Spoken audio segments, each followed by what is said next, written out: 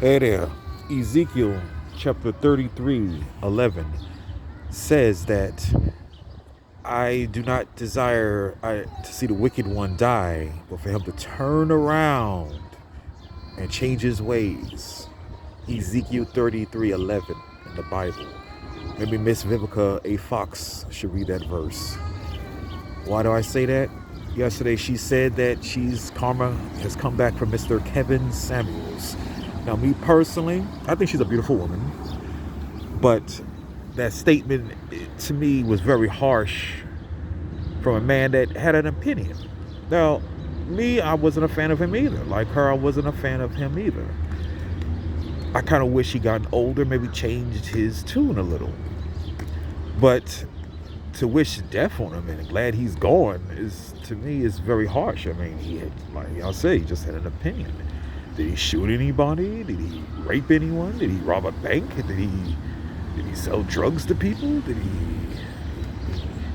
Was he a CSA? I mean, my goodness.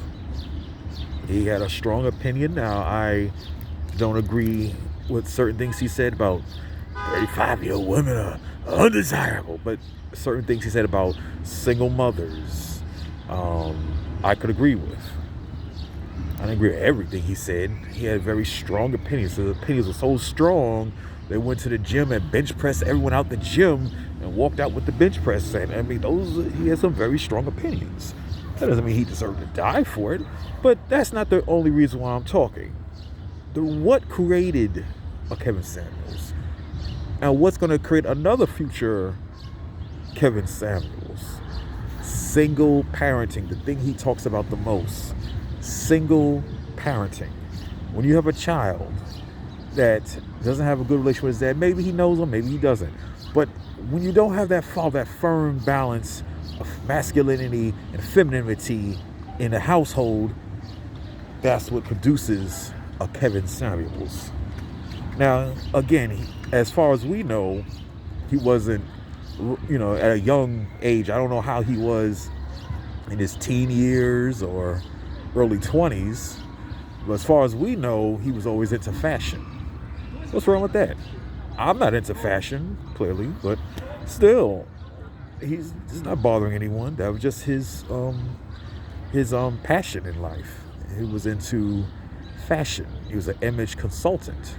He made a lot of good opinions about fashion and accountability. Like I said before, certain areas we live in as black men, there's garbage around. People throw garbage on the street. You go in other side of town, it's clean. It's quiet. You don't see people play. You don't see people playing loud music and drinking all day, hanging out. You barely see anything. People just go and come. It's quiet. It's neat. Why can't we live it like that? And walk through the hood. You see garbage all over the place, especially in the housing projects. You see garbage all over the place. Poor lighting. You see, you hear about shootings at times, and that's normal for people to live in these environments. These environments are not good for children as well as older people, but people still live in them. And see, this is what he was talking about. Accountability. Why not move out these areas? What is the appeal of living there? If you see a dead roach on your floor, the first thing you're going to do is clean it up. A normal person will clean it up. But you live in a place where there's a lot of dead roaches. You know what I'm saying? Now, it can happen. Maybe a roach might crawl. You kill it. You know what I'm saying? You get rid of it. But this is what he was talking about. But again, I didn't agree with everything he said. Certain things he said did come off cruel, demeaning. But maybe if he gotten older, like the Bible said, if he gotten older instead of what happened, he could have changed. Ezekiel 33:11. Okay? Read that verse.